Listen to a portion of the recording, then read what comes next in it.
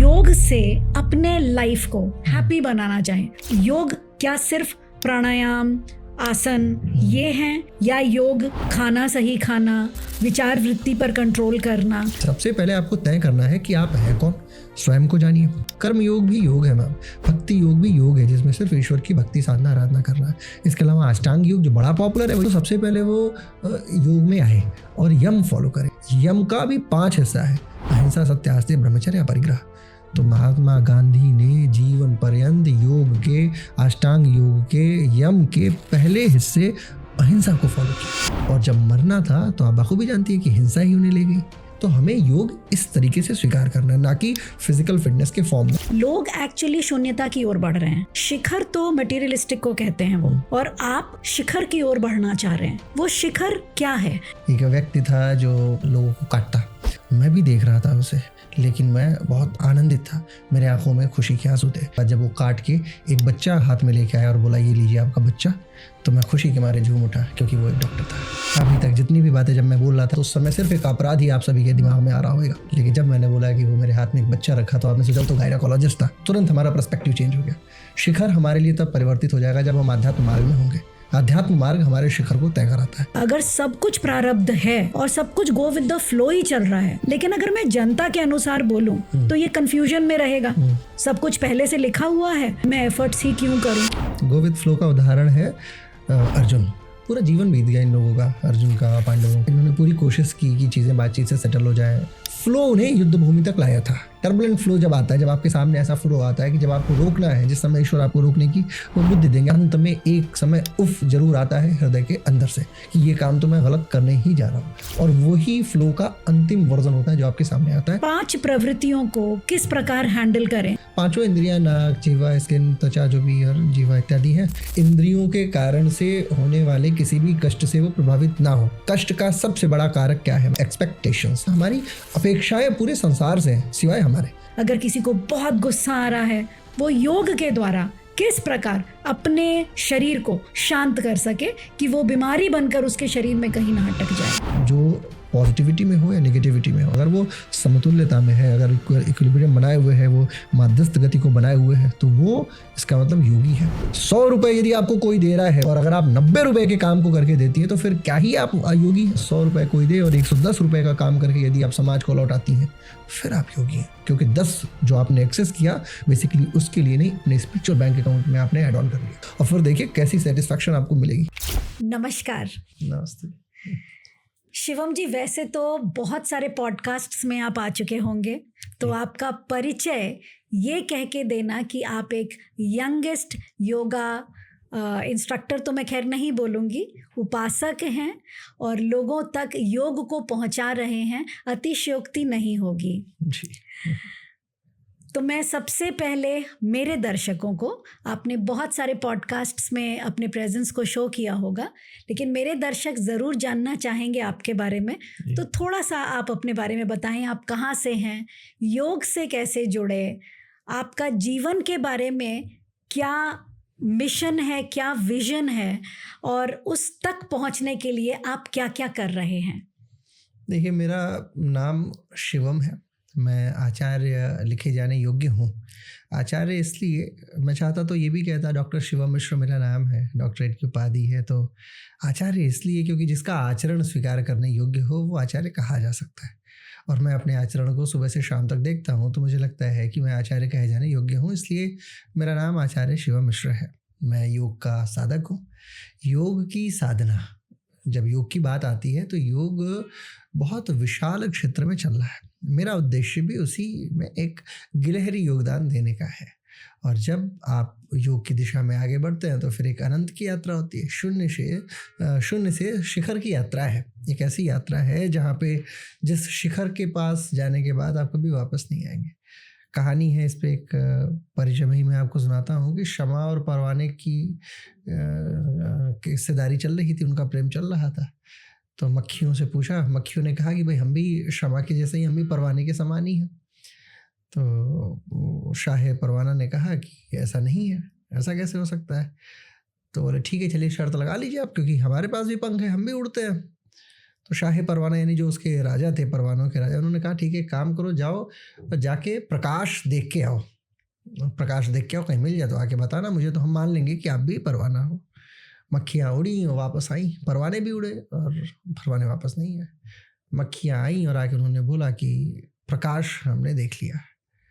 तो शाह परवाने कहा तो बस यही तो अंतर है तुम में और परवानों में, परवाने भी तो वापस नहीं आए ना, जब उन्हें वो प्रकाश मिला वो अपने जीवन को वहीं समाप्त कर दिए होंगे, उनके साथ एकाकार हो लिए होंगे।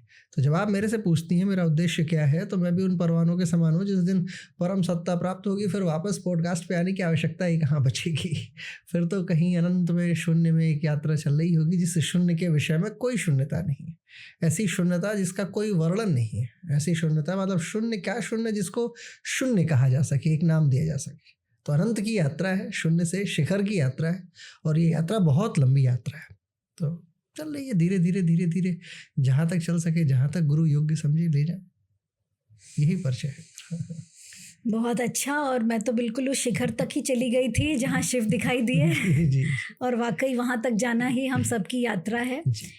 और बहुत सहज रूप में आपने कहा कि आप भी उस यात्रा में हैं, वरना अगर कहा जाए तो आप उस यात्रा में इतने आगे निकल चुके हैं कि बाकी पथिकों को आप रास्ता दिखा सकें, लेकिन फिर भी आप अपने आप को पथिक बोल रहे हैं, ये आपका हम्बलनेस है। Thank you.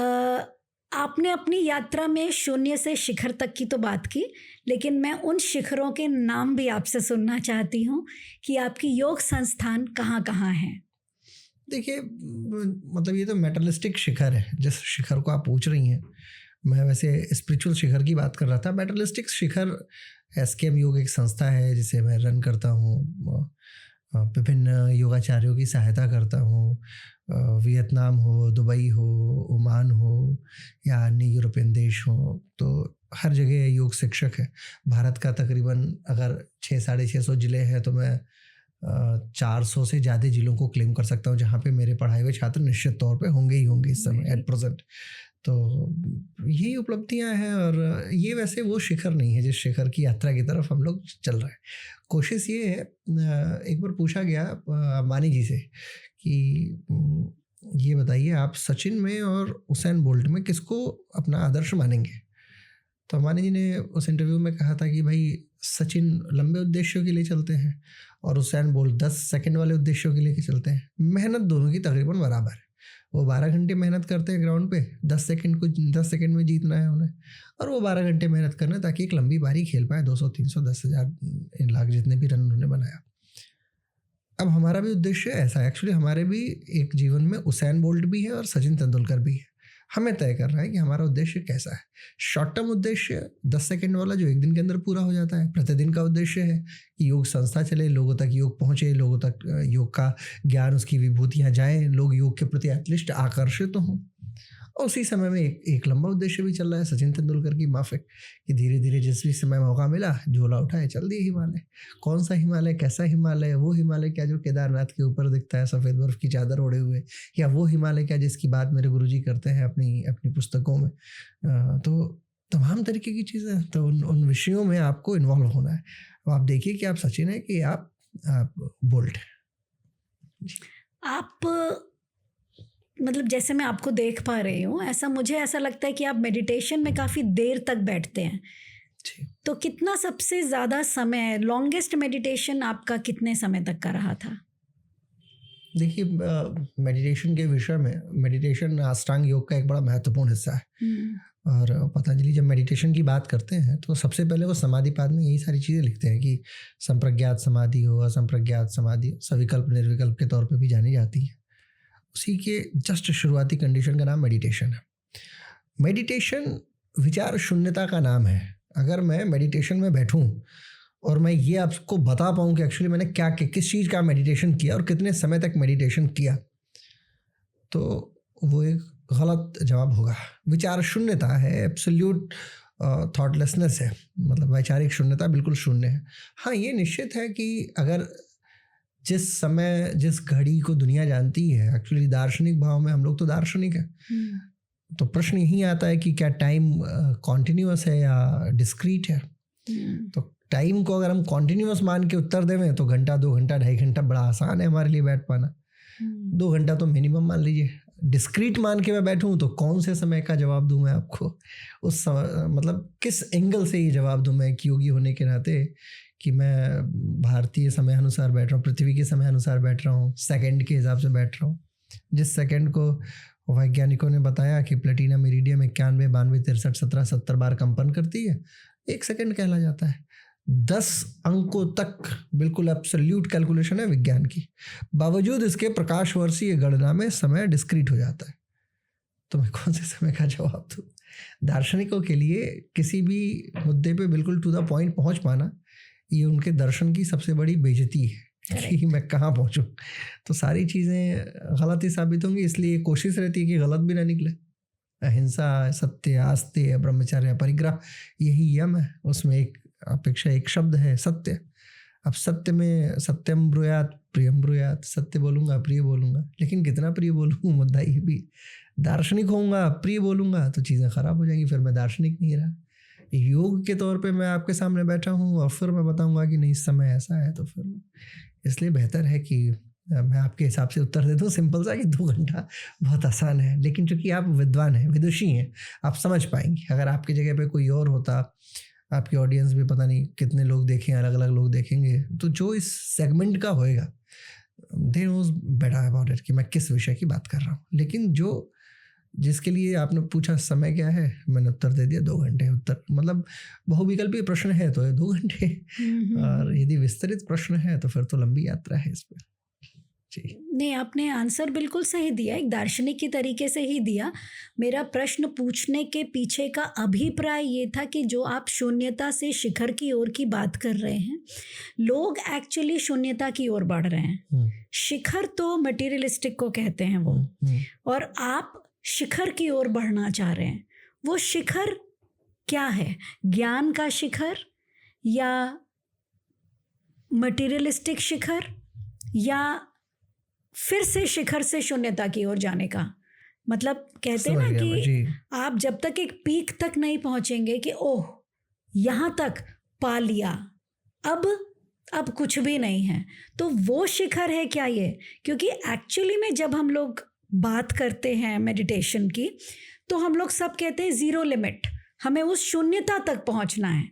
हम अभी वैसे ही 1 2 3 4 5 6 7 इस तरीके के लैडर पर हैं, स्टेजेस पर हैं। लेकिन आप कह रहे हैं शून्यता से शिखर की ओर। लेमन इस चीज़ को समझेगा शून्य, कि मैं अभी 0 पर हूँ और मुझे ऊंचाइयों को प्राप्त करना है।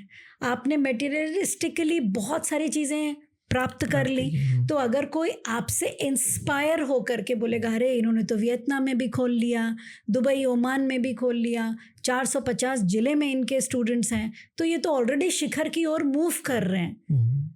तो शून्यता से शिखर तो समझ में आ रहा है, लेकिन यात्रा क्या शिखर पर पहुंचने की है कि शिखर से वापस शून्यता पे आने की है? बहुत ही बढ़िया है कहानियाँ इस पे, हर बात पे कहानी है कि एक व्यक्ति था जो प्रतिदिन किसी शहर में चाकू लेके जाता, हमले कर दिया करता। हमला क्या, लोगों को काटता, खास करके औरतों को काटता, बहुत बुरी स्थिति में काटता। औरतें चिल्लाती लेकिन वो रहम नहीं खाता।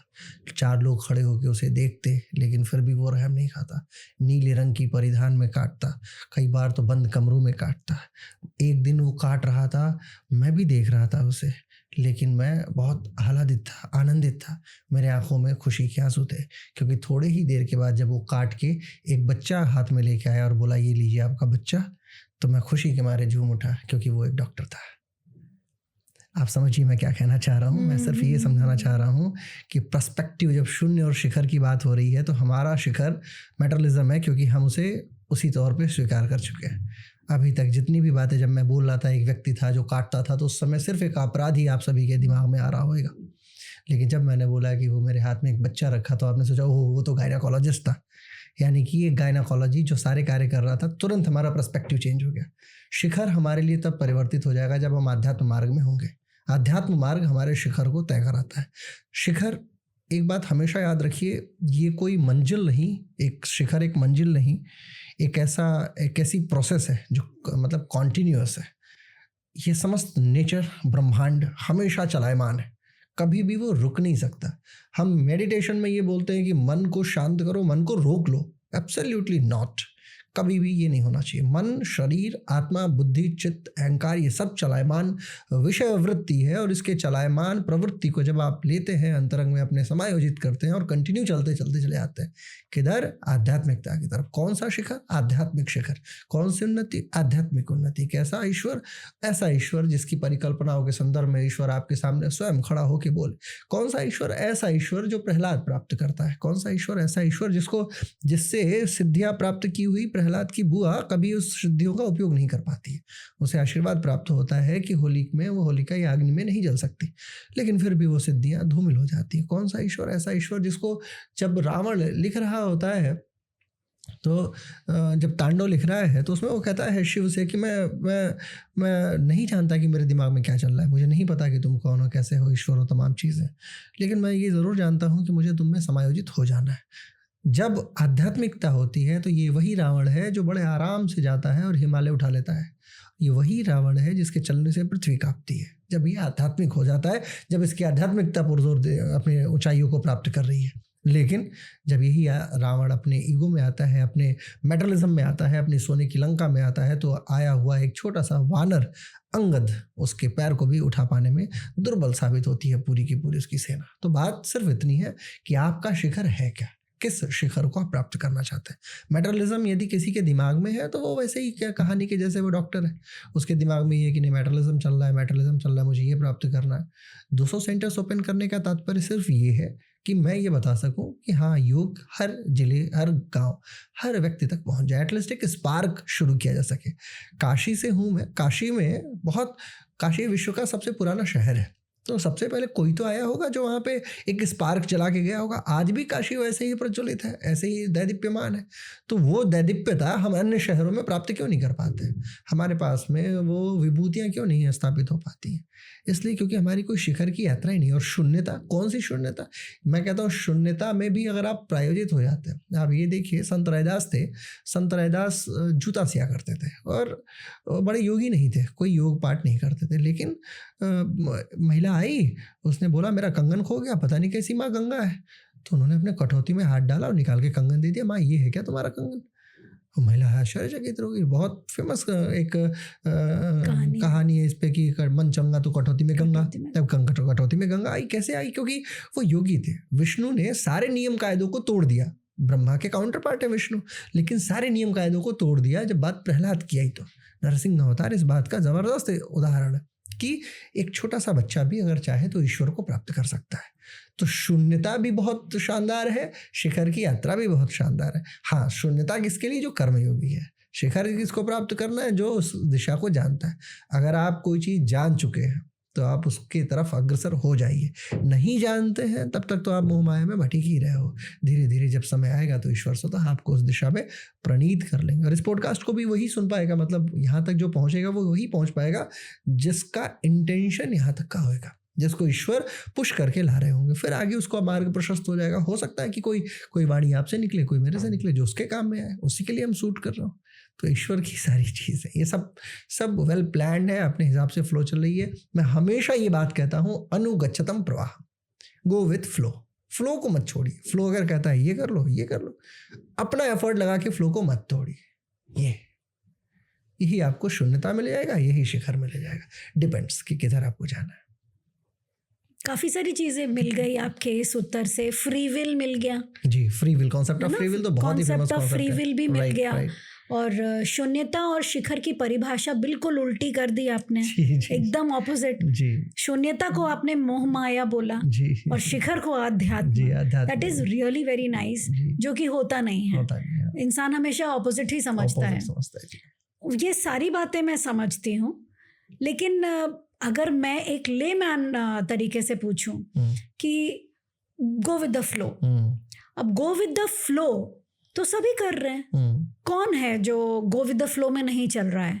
अगर सब कुछ प्रारब्ध है और सब कुछ गो विद द फ्लो ही चल रहा है, तो आदमी एफर्ट्स ना करे, गो विद द फ्लो में चले, और एफर्ट्स ना करे तो भी प्रॉब्लम है कि भाई तुम कर्म भूमि में आए हो, कर्म कर नहीं रहे हो, गो विद द फ्लो में बैठे हो। तो हर स्टेटमेंट का जो अभी आपने डॉक्टर का जो एग्जाम्पल दिया है ना, ये हर स्टेटमेंट में लागू होता है। पर्सपेक्टिव, अब आपने गो विद द फ्लो बोला, उसका पर्सपेक्टिव मैं जो समझ रही हूँ वो मेरे अनुसार समझ में आ गया मुझे, लेकिन अगर मैं जनता के अनुसार बोलूँ तो ये कंफ्यूजन में रहेगा कि भाई गो विद द फ्लो, सब कुछ पहले से लिखा हुआ है, जैसा चल रहा है वैसे ही चलता रहेगा, मैं एफर्ट्स ही क्यों करूँ। राइट, मैं इसका उत्तर देता हूँ। अनुगच्छतम प्रवाहम जब मैं बोलता हूँ, गो विद फ्लो का उदाहरण है अर्जुन। मैं महाभारत से आपको एक कहानी सुनाता हूँ। पूरा जीवन बीत गया इन लोगों का, अर्जुन का, पांडवों का, इन लोगों का। इन्होंने पूरी कोशिश की कि चीज़ें बातचीत से सेटल हो जाए, आजीवन जंगल में रहे। युद्ध भूमि में 18 दिनों का टोटल काल लगा, 18 दिनों में सारी चीज़ें सेटल डाउन हो गई। ये फ्लो तोड़ रहे थे। आप दूसरा अध्याय उठा के देखिए, इनफैक्ट पहले अध्याय से उठा के देखिए आप गीता जी को, तो उसमें क्या होता है, शंख ध्वनियाँ बजती हैं, अर्जुन बोलते हैं कि कृष्ण मेरे को ले चलो जरा, मैं देखूँ कौन है मेरा ओपोनेंट। ओपोनेंट्स की तरफ जाते हैं, बोलते हैं अरे ये तो सारे मेरे दादा परदादा चाचा पिता, इनसे तो युद्ध नहीं होगा। फ्लो उन्हें युद्ध भूमि तक लाया था। Now what Arjun is doing, वो फ्लो तोड़ रहे थे। वो क्या कर रहे थे, फ्लो को ब्रेक डाउन कर रहे थे।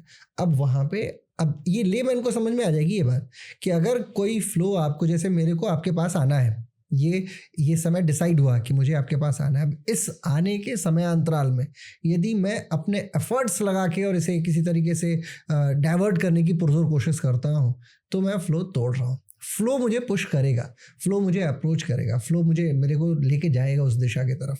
हाँ, अब ऐसा होगा कि एक शराबी है, उसको फ्लो लेके जाएगा, उसके दोस्त लेके आएंगे, तो आपको क्या फ्लो तोड़ना है क्या?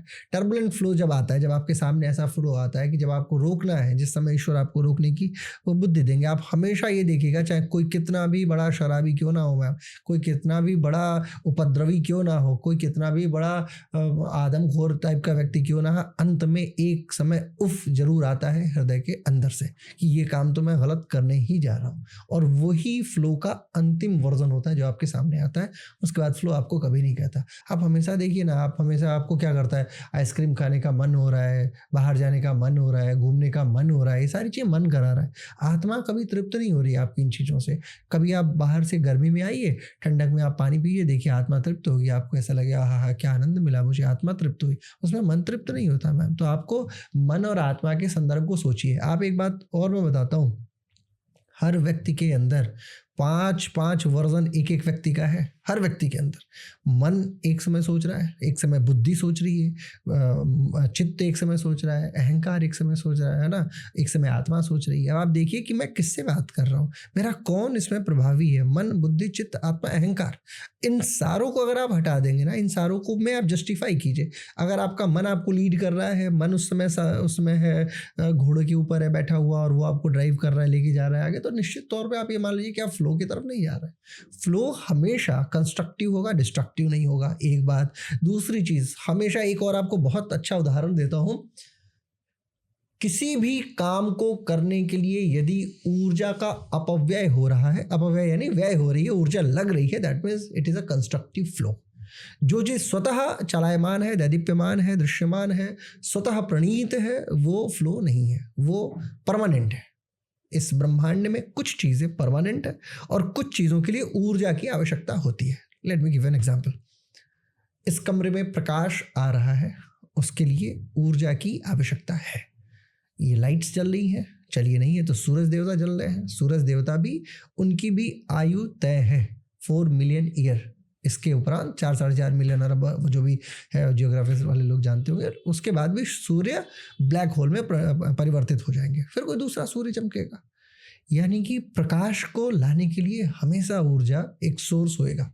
अंधेरे का कोई बल्ब नहीं होता मैम। अंधेरा ज्यादा बड़ा सत्य है। अब ये बात याद रखिए, अगर मैं आपसे पूछूं कि प्रकाश सत्य है या अंधकार, तो अंधेरा ज्यादा बड़ा सत्य है। और अंधेरे की सत्यता पे प्रश्न नहीं लगा सकते आप, क्योंकि वो स्वतः प्रणीत है और वो फ्लो नहीं है। तो आप हमेशा याद रखिए, जहां पे आपको एफर्ट्स लगा के चीज़ों में ऊर्जा भरने की पूरी कोशिश आ रही है, जहां आपको ऊर्जा लगानी पड़ रही है, यानी कि आप कंस्ट्रक्टिव हो और आपको चलना है। ये घर बनाने के लिए मुझे ऊर्जा बहुत लगानी पड़ी होगी, किसी आर्किटेक्ट का दिमाग लगा होगा, फिर वो ये चीज़ें चली होंगी, धीरे धीरे लगा हुआ। तोड़ने के लिए मुझे बहुत एफर्ट्स नहीं लगाना है, कोई आर्किटेक्ट नहीं लगाना है तोड़ने के लिए। तो हमेशा ये याद रखिए कि constructivism needs energy and energy followed by flow only, towards flow only. तो आप ऊर्जा के साथ में उस दिशा में आगे अग्रसित हो जाते हैं। अब इससे एक सवाल आता हाँ, है, प्लीज। लोग कहते हैं मेरी एनर्जी ड्रेन हो रही है यहाँ। जैसे अभी आपने कहा मन चित्त पांच बुद्धि, हाँ बुद्धि अहंकार, तो 5 चीजें आपको चला रही हैं जी। और आपने हर अलग अलग चीजों के बारे में बोला, जिससे अभी मुझे लगता है ये आंसर भी आपका इन्हीं 5 चीजों से ही निकलेगा कि अगर मन चला रहा है तो डेफिनेटली आप एनर्जी ड्रेन कर रहे हैं। राइट। तो फिर मन हमें कौन चलाए जो हमारा एनर्जी इंक्रीज हो, क्योंकि हम सब जान गए हैं, अब तो मैक्सिमम लोग जान गए हैं कि हम एनर्जी का पार्ट हैं। राइट। तो कौन चलाए हमें, हम किसके कंट्रोल में रहें कि हम अपने एनर्जी को इंक्रीज कर सकें। इसी के लिए नोबेल पुरस्कार मिला आज के 2-3 वर्ष पहले क्वांटम एंटेंगलमेंट थियरी जो आई थी कि हर जितनी भी चीजें हैं इस ब्रह्मांड की वो एक दूसरे से इंटेंगल्ड है। राइट। मतलब अगर मैं यहाँ किसी चीज में परिवर्तन लाऊंगा तो कोई ना कोई दूसरी चीज परिवर्तित हो रही है या हो जाएगी, तभी वो चीजें यहाँ से चल रही हैं। तो अगर आप इसको अब आध्यात्मिक दृष्टिकोण से देखें तो आप अपने अंदर परिवर्तन कौन चलाए, इसके लिए बेहतर है कि आप उस इंटेंगल्ड वाले एलिमेंट को इधर से ही अपने फ्लो के माध्यम से चेंज कर दीजिए। अगर आप स्पिरिचुअल हो जाते हैं, जिसका सबसे बढ़िया तरीका है devotional, through devotional activities you can be a great spiritual person. Right.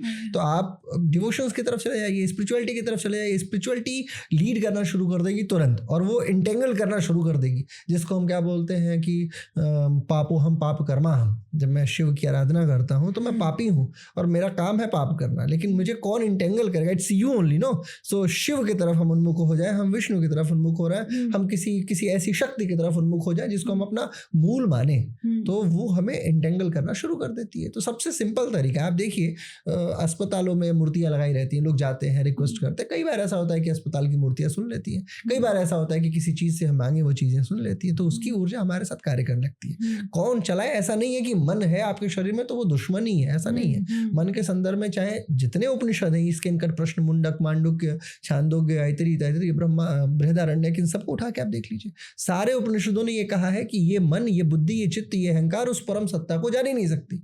जब जान ही नहीं सकती किसी विषय में, हमारे ये 5 एलिमेंट नहीं जान सकते, तो वो छठा एलिमेंट ही तो है जिसको हम नहीं जान पा रहे। यही अंतर हुआ सांख्य दर्शन और योग दर्शन। सांख्य ने कहा ये टोटल 25 एलिमेंट है, 25 एलिमेंट है। योग ने कहा नहीं, 26वां एक ईश्वर एलिमेंट भी है जिसके तरफ हमें उन्मुख होना है। यानी 25 एलिमेंट्स को लाइए और ईश्वरीय एलिमेंट के साथ में इंटेंगल करा लीजिए। That's it, very easy. कोई कठिनाई नहीं है। आपको क्या करना है? सिर्फ ईश्वर की शरणागति। शास्त्रों ने कहा शरणागति, शरणागति, शरणागति। हम आपकी शरण में है, and what ever you will do it's good for me, है ना। बस ये है। बुद्ध को क्या पता चला?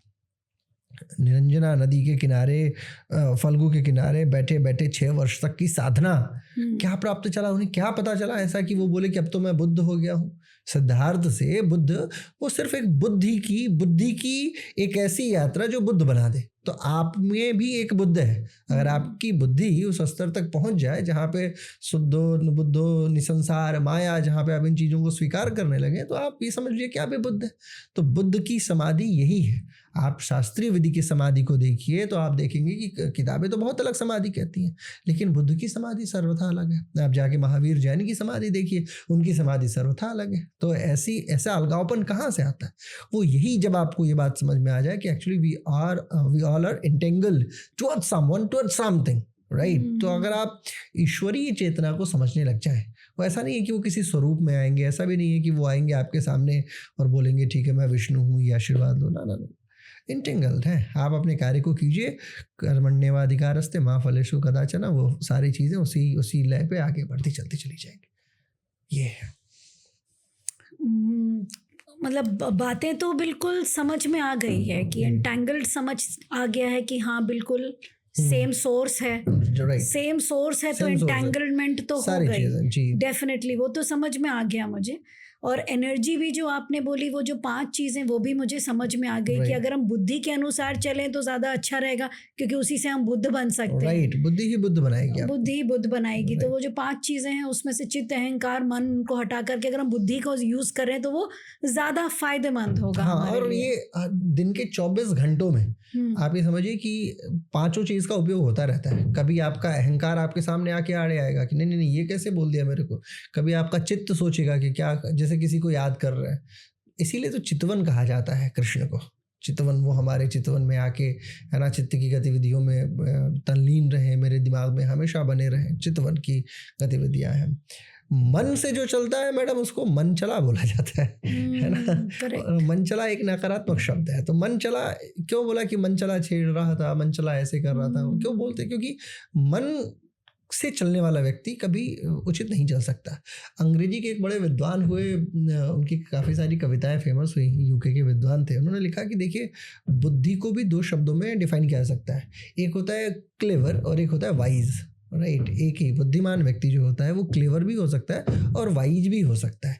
इसी को हमारे योग शास्त्र ने कहा कि आप हर एक चीज़ को 2 तरीके से देख सकते हैं, कंस्ट्रक्टिविज्म वर्सेस डिस्ट्रक्टिविज्म। सत्य जो होता है कई बार कंस्ट्रक्टिव होता है और कई बार सत्य डिस्ट्रक्टिव होता है। एक पंडित जी थे, गंगा जी से नहा के निकले, नवरात्रि की साधना कर रहे थे, हाथ में गीता थी, एक गाय आई और गाय दक्षिण दिशा में भाग गई।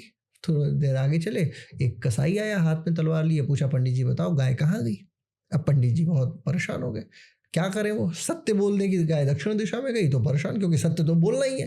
गंगा से नहाए, हाथ में गीता है, गौ की बात है, कैसे चेंज हो सकते हैं? तो पंडित जी ने कहा कि गाय उत्तर दिशा में गई है। अकॉर्डिंग टू थियरीज उन्होंने शुद्ध रूप से झूठ बोला, लेकिन वो झूठ कंस्ट्रक्टिव झूठ था। तो कई बार आपको कंस्ट्रक्टिविज्म के लिए कई सारी चीज़ें करनी होती हैं, और हर दिन की एक रात है। कुछ लोगों से जीवन में गलतियां हो गई होंगी मैम, कुछ लोग ऐसे होंगे जो बहुत बहुत नकारात्मकता में होंगे और वो चाहते होंगे कि नहीं, ईश्वर की शरण में मैं जा ही नहीं सकता। अब फिर वो इसलिए और ज़्यादा वो गलतियां कर रहे होंगे। लेकिन जब वो गलतियां कर रहे होंगे उस समय वो बुद्धिमत्ता का उपयोग कर रहे हैं, या मतलब वाइज हैं। अगर वो वाइज हैं, उनको ये बात समझ में आ जाए तो उधर ही रुक जाए। वो ये बात मान ले कि हर दिन की एक रात होती है, मेरी रात थी, आई गई, इतिहास था, गया, कोई बात नहीं, आज से जब जागे तब से सवेरा। तो हमें बुद्धि, चित्त, मन, अहंकार, इन सब का उपयोग करते रहना है। ऐसा नहीं कि कोई चीज़ खराब है। हाँ, डिपेंड्स कि आपको किसका उपयोग किस समय कर रहा है। अगर स्वाभिमान की बात हो, स्वाभिमान का पोषक कौन है? अहंकार ही है। तो स्वाभिमान के पोषण में यदि अहंकार अनुपस्थित है, फिर आप शिव नहीं बन पाएंगे। दक्ष के गले काटने के संदर्भ में शिव का क्या स्वरूप था? अहंकार नहीं, स्वाभिमान था। जिस समय आप शिव को देखें, क्यों काट दिया शिव ने दक्ष का गला? यही था, स्वाभिमान की बात थी। मर्यादा पुरुषोत्तम ने पूरा जीवन बिता दिया, अपनी साख लगा दी। नहीं तो आज लड़कियां राम का व्रत करती, राम का कोई व्रत नहीं करता, शिव का करता है। एक प्रेमी के तौर पे सबको, एक पति के तौर पे सबको शिव जैसा पति चाहिए। क्यों? क्योंकि अपनी प्रेमिका, अपनी सती, अपनी पत्नी के लिए उन्होंने हर वो कदम उठाया जो शाश्वत तौर पे किसी ईश्वर ने नहीं उठाया। राम जो पूरे जीवन मर्यादा पुरुषोत्तम रहे, अंत में सिर्फ एक छोटी सी बात के कारण से उन्होंने क्या किया, सीता माता को वन जाने दिया। क्यों? क्योंकि वो उनकी गतिविधियां थी, उनकी जिम्मेदारी थी, एक राजा के तौर पे उनका कार्य था। सब कुछ, एक व्यक्ति 14 वर्षों तक जो जीवन जिया हो वन के अंदर, एक फूल हो सा राजकुमार, वो अपनी साख को भी लगा देता है दाव के ऊपर, सिर्फ इसलिए ताकि धर्म कभी ना प्रभावित हो। सब कुछ छोड़ने के बाद भी आपको आपका स्वरूप देखना है कि आप किस स्वरूप को जीवित रखना चाहते हैं। मन को, बुद्धि को, चित्त को, अहंकार को। कई बार अहंकार का पोषण वो भी बहुत ज़रूरी है, कई बार बुद्धि का पोषण वो भी बहुत ज़रूरी है, कई बार चित्त का पोषण वो भी बहुत ज़रूरी है, कई बार मन का भी पोषण ज़रूरी है। सब आपके अंदर ही है। हाँ, ये देखिए कि आपकी दिशा वृत्ति क्या है, आप किस दिशा वृत्ति में जाना चाहते हैं।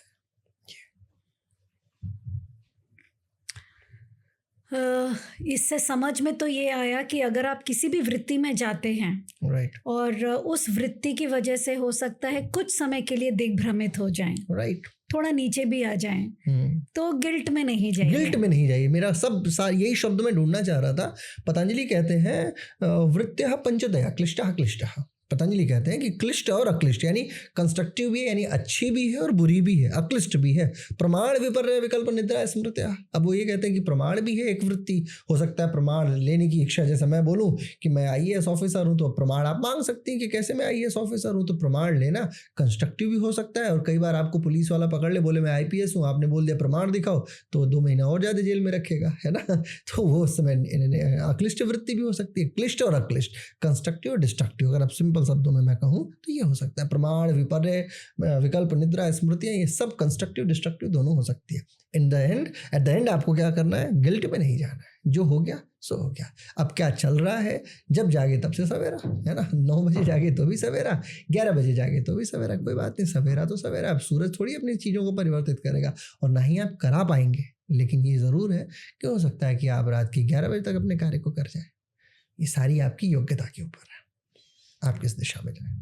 शिवम जी, ये बातें जो आप बोल रहे हैं, क्योंकि आप ज्ञानी हैं जी इसीलिए आपको सारी चीज़ें पता है, जी आपको डेप्थ में पता है, आपको स्टोरीज पता है, नरेशंस पता है, तो आपने अपने आप को तो बहुत अच्छे से संभाला है। जी लेकिन एक माँ जिसका बच्चा आकर उसे गालियां देता है, एक पत्नी जिसे रात में उसके पति से मार खाना है, एक बच्चा जिसे स्कूल में तिरस्कृत किया जाता है क्योंकि वो 40 बच्चों से पीछे है। अब इतनी ज्ञान भरी बातें तो सब बच्चों में और सभी औरतों में, सभी आदमियों में, माँ में, किसी में नहीं होगी। एक जनरल वे में अगर हमें इस तरीके के लोगों को समझाना हो कि वो इन 5 प्रवृत्तियों को किस प्रकार हैंडल करें, क्योंकि आपने कहा ना किसी भी समय कुछ भी हो सकता है, आप चित्त के अनुसार भी चल सकते हैं, अहंकार के अनुसार भी चल सकते हैं। तो ये तो विजडम है, आपकी बुद्धि है, आपने तो समझ लिया। अब ये चीज़ एक जनरल लाइन में, एक जनरल लैंग्वेज में अगर हमें एक सभी लोगों को ये समझाना हो कि सिचुएशंस उनके साथ अलग अलग आ सकती हैं, वो किसी भी सिचुएशंस में अफेक्टेड ना हो, शांत रहें, तो वो बैलेंस्ड फॉर्म में रहने के लिए उन्हें क्या कोई पर्टिकुलर योग करना होता है या? देखिए, मैं इसका बहुत बढ़िया उत्तर देता हूँ। हमारे गुरुजी ने कहा है कि बेटा, कष्ट आने का, कष्ट जताने का, इन दोनों का मार्ग एक ही है, वो है आपकी इंद्रियां। ठीक है, कान से सुनते हो कष्ट होता है, दिमाग तक बात पहुंचती है कष्ट होता है, आंखों से देखते हो दिमाग तक बात पहुंचती है कष्ट होता है। 5 इंद्रियां, नाक, जीवा, स्किन, त्वचा जो भी और जीवा इत्यादि है, ये सब कष्ट पहुंचाने का कारक है। तो लेमैन को सबसे पहले ये तो समझ लेना चाहिए कि इंद्रियों के कारण से होने वाले किसी भी कष्ट से वो प्रभावित ना हो। दूसरा, कष्ट का सबसे बड़ा कारक क्या है मैम? अपेक्षा। एक शब्द, बस एक लाइन है, वो है एक्सपेक्टेशंस। हम क्या करते हैं, हमारी अपेक्षाएं पूरे संसार से हैं सिवाय हमारे। मतलब मेरे पास लाइसेंस नहीं है ड्राइविंग का, मैं गाड़ी चलाते हुए रॉन्ग साइड से आते हुए ई-रिक्शे को गाली दूंगा कि नहीं ये क्यों गलती कर रहा है मेरी, क्योंकि मैं अपने तरफ अपने खामियों को नहीं देख पा रहा हूँ। मुझे ये समझना होगा मैम कि हमारी अपेक्षाएं हमारा शत्रु तो हमारे साथ शत्रुता तो नहीं कर बैठी है। एक बात याद रखिए, किसी बड़े शानदार शायर ने कहा कि कुत्ता भौंक रहा हो जब तुम पे और उसके बाद भी चुप हो, तो या तो तुम बहरे हो या गजब के गहरे हो, है ना। तो या तो गहराई ले आइए, डेप्थ लाइए अपने अंदर, ताकि स्थितियाँ, परिस्थितियाँ, क्योंकि कोई ऐसी चीज़ नहीं है जो शाश्वत है। इस संसार में सबका विनाश तय है, सारी चीज़ों का। तो शाश्वत यदि कुछ नहीं है तो समय है, कट ही जाएगा, आज नहीं तो कल जाएगा ही जाएगा। एक माँ जो अपने बच्चे से गाली सुन रही है, मुस्कुराए, इंतज़ार करे, अपेक्षाओं का त्याग करे। समय के सापेक्ष यदि उसके पास कुछ पौरुष है तो करे तो कर ले, नहीं तो खुद को दोष दे कि मैंने बहुत अच्छा परवरिश नहीं कर पाई मैं, जिस कारण से ये मुझे ऐसा कर रहा है। या तो उस दोष से खुद को निकाले और फिर चलती बने, वो फ्लो फॉलो करे और निकल जाए उस वीड़ा से। या ऐसा हो कि वो मुस्कुराए और ईश्वर की तरफ देखे और छोड़ दे। याद रखिए, मुनि की क्षमा श्राप से भारी। मैं यही तो कहता हूँ, हम पूरे जीवन में क्या करते हैं, अननेसेसरीली बहुत सारी चीज़ें कमाते हैं, बैंक अकाउंट ओपन करते हैं, खूब पैसा भरते हैं। नोएडा में एक कहानी है, एक अपार्टमेंट है, उसमें माता और पिता दोनों मर गए और बेड पे उनकी लाश सड़ गई और कोविड के दौरान, और उनके पुत्रों को हफ्ते भर बाद पता चला। जब पूरी सोसाइटी में बहुत बदबू आने लगी तो लोगों ने घर तोड़ा, देखा तो बिल्कुल हड्डी हड्डी बची हुई थी। अब आप कल्पना कीजिए कि एक बड़े अपार्टमेंट में करोड़ों का फ्लैट खरीदा, बेटों को अमेरिका भेजा और बेटे ऑनलाइन वहीं से पुण्य कर दिए और फिर आगे अपना फ्लैट बाद में बांट लिए। क्या हुआ? अगर स्पिरिचुअल बैंक अकाउंट रहता, मैं हमेशा ये बात कहता हूँ मैम कि यदि आप 2 खाते खोलिए जीवन में, एक बैंक में खोल लीजिए जहाँ पे फाइनेंशियल ट्रांजैक्शंस हो रही हैं, एक खोलिए स्पिरिचुअल बैंक अकाउंट, एक ऐसा बैंक अकाउंट जिसमें आपके सारे पुण्य कर्म स्वतः जमा होते चलते चले जाए। आप लेखा मत रखो उसकी अकाउंटिंग मत करो, आप उसमें क्या डेबिट हुआ क्या क्रेडिट हुआ वो मत कैलकुलेट करो, लेकिन आप उसको भरते जाओ। मैं आपको आश्वस्त करता हूं आपके मंच से कि जिस दिन जरूरत पड़ी उस दिन शिव स्वयं खड़े होंगे आपके लिए, और बिल्कुल साक्षात खड़े होंगे। आप देख के मुस्कुराएंगे कि हाँ आ गए शिव, आओ। और देखिए उसके बाद देखिए फिर कौन सा बेटा और किसकी हिम्मत और कौन सा स्कूल और किसकी हिम्मत की वो गालियां दे जाए या उल्टा सीधा कर जाए। मैं जब ये बात आपको कह रहा हूं तो बड़ी मेधा बड़ी ऊर्जा से कह रहा हूं। शिव को मैंने देखा, 1000 बार शिव आए होंगे इस सकल ब्रह्मांड में और हर बार अपने स्वरूप में आए। कभी ऐसा नहीं हुआ कि केदारनाथ के शिव केदारनाथ से वापस निकले हो, ना ना ना, वो कभी सोमनाथ में निकल जाते हैं चंद्रमा को बचाते, कभी वो निकल आते हैं उज्जैन में, जहाँ लोग जहाँ निकलते वहां पूछते रहते। 12-13 जगह तो पूरा देश जानता है 12 ज्योतिर्लिंग के तौर पर, लेकिन कहीं से 2 बार नहीं निकले। किसके लिए निकले थे? देवघर में एक व्यक्ति था जो डेली जाता था और एक पिंडी को मारता था। क्यों मारता था? क्योंकि आप तो झारखंड से, आप बाखूबी समझते हैं कि वहां वो गाय आती, दूध देती, चली जाती। बोला कि क्या ये कैसा जादू टोना कर रखा है यहाँ पे? बोले तुमको एक दिन भूल गया, वो वापस आया अपना लाठी लेके, फिर से उसको मारा। बोला अरे मैं मारना भूल गया था भाई तुम। शिव मुस्कुराए, ओपन वो खुले निकले बाहर। बोले हाँ बताओ क्या चाहिए तुम्हें? बोले तुम कौन? बोले मैं शिव हूँ। बोले शिव क्या होता है? बोले यही जो सकल ब्रह्मांड का मालिक सबसे आगे। बोले आज से तुम पीछे मैं आगे। क्या नाम है तुम्हारा? बैजू नाम है। ठीक है, आज से बैजूनाथ धाम ही उसका नाम पड़ा, बैजनाथ धाम पड़ा। बाद में रावण की भी कथा है उसमें ऐड होती है, लेकिन बट स्टिल उसे हम बैजनाथ धाम बोलते हैं। अब तो वैद्यनाथ धाम बोलने लगे। क्यों? शिव का स्वरूप ऐसा है। आप याद रखिए, यदि आपके स्पिरिचुअल बैंक अकाउंट में एक्सपेक्टेशंस नहीं है, अपेक्षाएं नहीं है, तो फिर क्या मजाल। मैं आपको 1000 बात की बात छोड़िए, मैं आपको नंदी की बात बताता हूँ, मैं आपको कछुआ जो शिव जी के मंदिर में होता है उसकी बात बताता हूँ, मैं सर्प की बात बताता हूँ। आप आराधनाएं कीजिए, अपनी स्पिरिचुअलिटी को बढ़ाइए। जरूरत पड़ी तो ये छोटे छोटे जितने उनके चेले चपाटी हैं यही बहुत है, पर्याप्त है। समझ नहीं? आप तो लोगों के पास कुछ है ही नहीं, मरेंगे वो। क्यों नहीं मरेंगे? वो आदमी जो मरा था उस अपार्टमेंट के अंदर, जीवन पर्यंत पैसा पैसा पैसा पैसा पैसा ले गया। क्या पैसा वो छोड़ गया? यहीं पे फ्लैट का मालिक भी कोई नहीं है। अभी मैं आपके यहाँ आ रहा था, रास्ते में कोई एक IRS थे, उनकी कोठी है, वो सड़ रही है ऐसे ही, कुछ भी नहीं है उसमें, बंद ताला लगा पड़ा, नाम लिखा पड़ा फलाने IRS। छोड़ के चले गए, पता नहीं कौन होंगे, कहाँ होंगे। रसूख है, लेके गए क्या? छोड़ के चले गए। तो क्या है जीवन में? सबको छोड़ के ही जाना है, ये बात तो याद रखिए। हाँ, स्पिरिचुअलिटी होगी, स्पिरिचुअल बैंक अकाउंट होगा तो कृष्ण आएंगे, आपके सारथी बन के बैठे रहेंगे, है ना। वो किसके वशीभूत हैं? कृष्ण।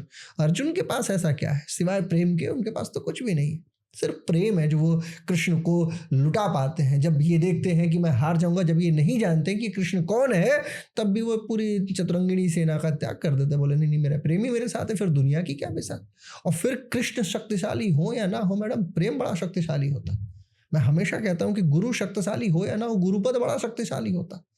शक्तियां आपके चाहने वाले में हो या ना हो, हु नोज, लेकिन यदि आपकी चाहत है तो वो ऊर्जा जो जनरेट करके ले आएगी ना, वो अतुलनीय होगी। तो आपको करना क्या है? सिर्फ और सिर्फ सिंपल तरीका, एक्सपेक्टेशंस का त्याग कीजिए, स्पिरिचुअल बैंक अकाउंट ओपन कीजिए, आध्यात्मिक खाता खुलवा लीजिए। हिंदी में बताऊं आपके लेमैन लोगों को, तो आध्यात्मिक खाता खोलने के लिए कुछ नहीं करना। ऐसा नहीं कि कहीं उसका कोई बैंक है, ना ना ना। आज से ही बस ऊपर देखिए, बोलिए हर हर महादेव, बस कहानी शुरू। आज से खाता खुल गया, ओपन। और वो ऑलरेडी चल रहा होगा, हो सकता है कि नेगेटिव में हो सकता है पॉजिटिव में हो, लेकिन कमा के भर लीजिए। प्रतिदिन कुछ ना कुछ उसमें उस गुल्लक में डालिए, अच्छा कर्म डाले। देखिए एक दिन आप खुद ही रईस हैं, आप राजा हैं। आप फकीर से सिकंदर ने पूछा क्या करते हो यहाँ पे? बोले आनंद ले रहा हूँ, शांति है, मैं तो अरबपति आदमी हूँ। बोले मैं भी अरबपति आदमी हूँ, तुम आनंद में कैसे हो? बोले तुम क्या करने जा रहे हो? बोले मैं आक्रमण करने जा रहा हूँ। क्या होगा आक्रमण से? खूब सारा धन लूटूंगा, उससे क्या होगा? ले आऊंगा, पूरे रियासत में रखूंगा, आराम से रहूंगा। बोले सब तुम इतना एफर्ट लगा कर रहे हो, वो मैं ऑलरेडी यहाँ कर रहा हूँ, आराम में ही हूँ मैं। सिकंदर हतप्रभ रह गया। वो पोरस से मिला तो सही, वापस हो लिया। सिकंदर भारत पे आक्रमण नहीं किया मैडम, वापस हो गया। उसने गुरु से पूछा था मैं भारत जा रहा हूँ आक्रमण करने, क्या चाहिए तुमको? बोले ले आना, एक दार्शनिक ले आना। अब बाद में देखिए दार्शनिकों का जो आवागमन हुआ है, डेमेकियस आया है ना, अनेसेक्रिटस आया, आस्टियोबुलस आया, मेगास्थनीज आया, अनेसेक्रिटस आया, है ना। ये सारे दार्शनिकों का जो आवागमन हुआ है, क्या जबरदस्त। सेल्यूकस निकेटर को भेजा उसने, कार्नेलिया की शादी हुई चंद्रगुप्त मौर्य से। मतलब इतिहास है। आप देखिए क्या है दार्शनिकता। क्यों दार्शनिक? क्योंकि उनकी बुद्धि, प्रज्ञा, मेधा वो उस स्तर की है। तो आप इस बात को स्वीकार करें कि आपको एक स्पिरिचुअलिटी की तरफ आगे बढ़ जाना चाहिए। आपके लोगों, आप तो ऑलरेडी बहुत आगे हैं। बहुत ज्ञान है आपके अंदर, मतलब नाम ऐसी फुर्ती से निकल रही है आपके मुंह से, जैसे लग रहा है कि अंदर ही कोई किताब चल रही हो। और बिल्कुल मैं खो गई। मतलब ये सारी बातें जब आप बोल रहे थे मैं उनको फील कर पा रही थी, मुझे गूज़बम्स आ रहे थे, मुझे बहुत अच्छा लग रहा था। और बिल्कुल मैं आपकी इस बात से सहमत हूँ कि स्पिरिचुअल खाता खोलना चाहिए, अच्छे काम करने चाहिए।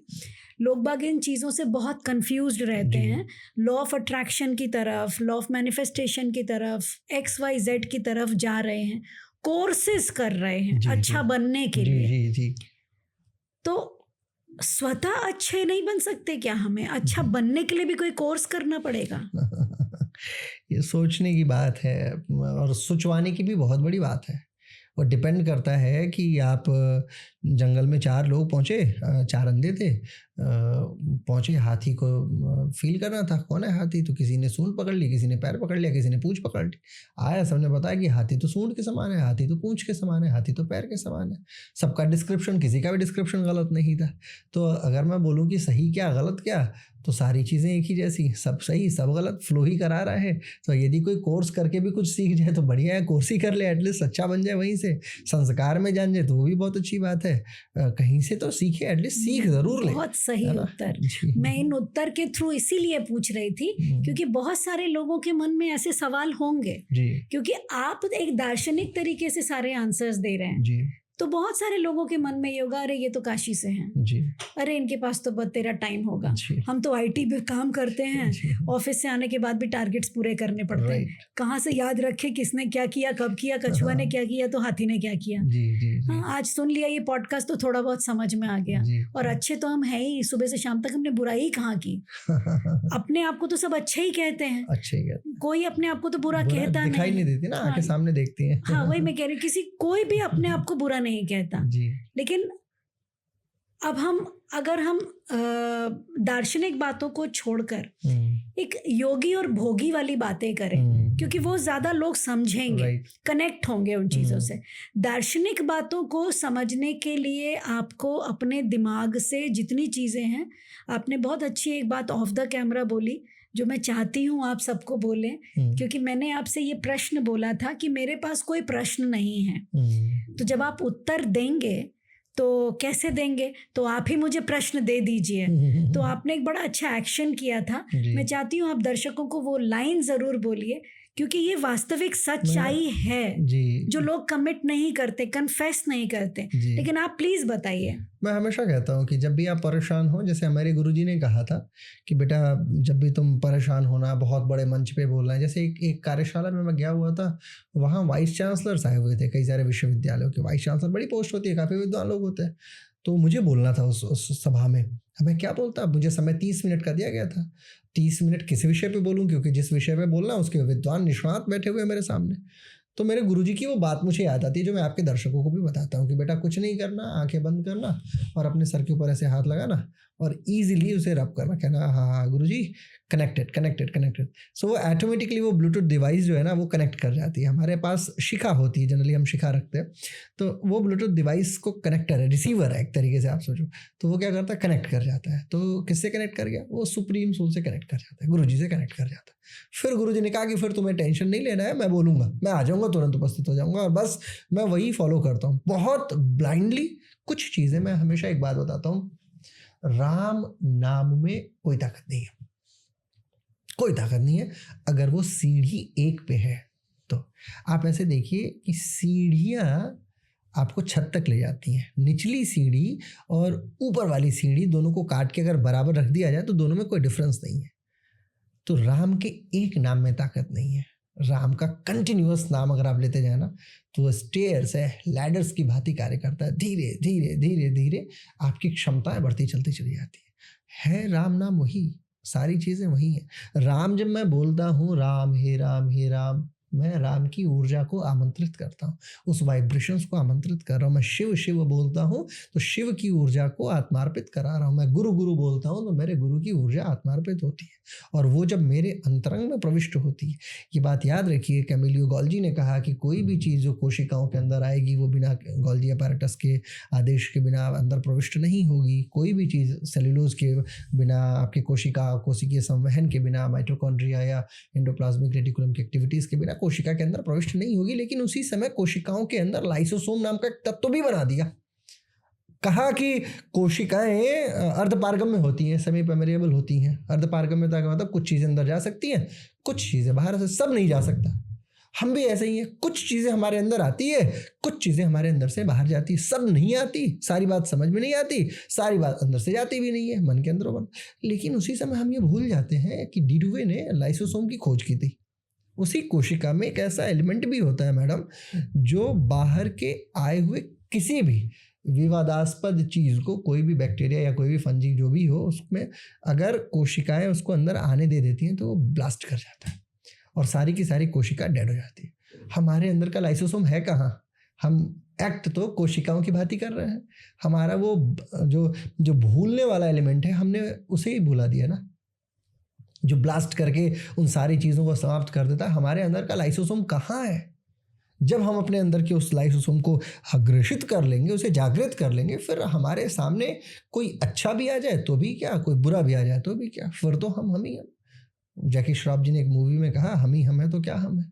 बॉर्डर मूवी का डायलॉग बड़ा फेमस है। तो हम ही हम है तो क्या हम है, वो हमारा हम तो वो ऊपर है। तो हमें हमारे हम को आइडेंटिफाई करना है। अब वो हम में बदल जाए या हम जो है वो हम में बदल जाए, दैट इज़ द ब्यूटी। वो आपकी सोल की ब्यूटी है। कितने शानदार हैं आप, कनेक्ट कर जाइए अपने आप से।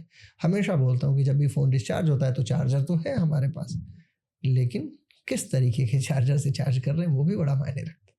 सो कनेक्ट कीजिए, बस ये है उस सुपर सोल के साथ।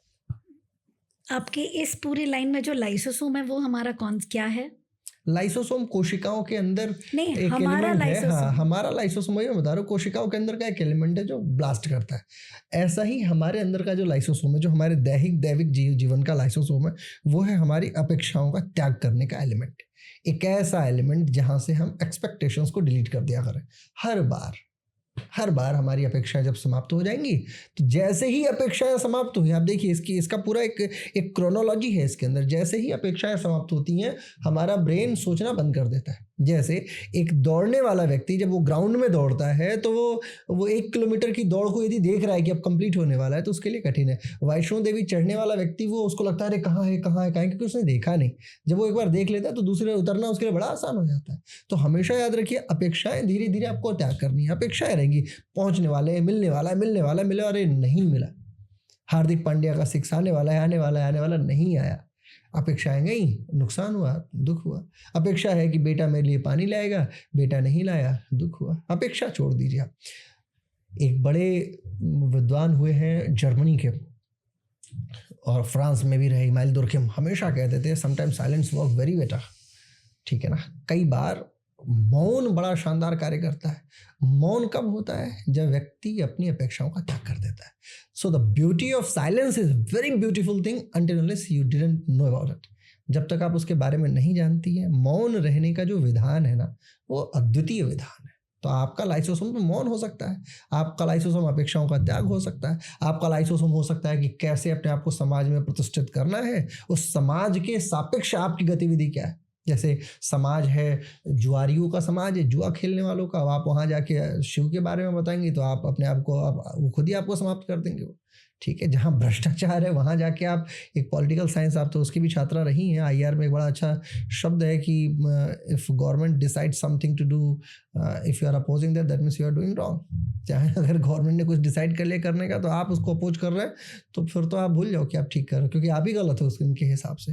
Policy makers, foreign policy always travels on shoulder of diplomacy, है ना। डिप्लोमेसी और फॉरेन पॉलिसी ऐसी चलती है, तो वो डिप्लोमेटिकली आपको देखना है। तो डिप्लोमेसी लेके आइए। हमेशा If a person say yes, राजनीति में कहा गया, if a person say yes, that means no, and if a person say no, that means perhaps. If a person say perhaps, that means no, and if a person say no, that means he's not a politician. तो हमें राजनैतिक जीवन जीना है, अपने जीवन को जिस भी समाज में है आप, राजनीति क्या कहती है? राज करने की नीति। कैसी नीति? जहाँ पे आपकी मेधा जब राज करे आपके ऊपर, आपको भी पॉलिटिशियन बनना है। You are the great politician in yourself. First thing, you have to defeat yourself. हमेशा मैं एक बात और कहता हूँ, जो मेरा दर्शन है, कि एक युद्ध स्वयं के विरुद्ध, a fight against your self. Who is the biggest enemy in you? It's your self, you, है ना। आप अपने स्वरूप का सबसे बड़ा शत्रु हैं, आपसे बड़ा कोई शत्रु नहीं है। आप अपने को जिस दिन हरा ली, जिस दिन अपने आप को हरा ली, उसका टेस्ट लेना है तो आपके दर्शक ले सकते हैं। किसी चीज़ की कंटिन्यूटी का आप माप ले लीजिए। आपने किसी काम को कितने समय तक कंटिन्यू किया है, वही आपकी सफलता का राज है। वही बता देगा कि आप कितने बड़े शत्रु हैं, कितने बड़े मित्र हैं। अगर कंटिन्यूटी आपकी अच्छी है तो कहीं ना कहीं तो आपका लूप होल होगा। उस होल को आइडेंटिफाई कीजिए, देखिए कि क्या स्थितियाँ चल रही हैं आपके सापेक्ष। तो अल्टीमेटली मैं बस ये आपको बताना चाहता हूँ कि जीवन में आप अपना बेस्ट वर्जन हर दिन बनाते रहिए। हर दिन सोइए, मरिए, मान लीजिए कि आप मरे आज, अगले दिन उठिए, मान लीजिए कि आप आज ही पैदा हुए, जिंदा हुए, बड़े हुए।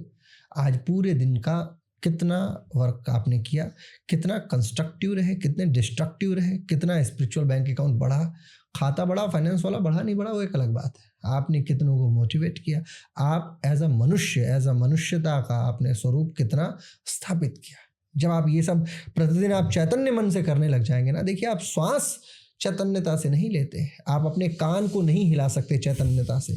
आपका कंट्रोल आपके ऊपर ही नहीं है।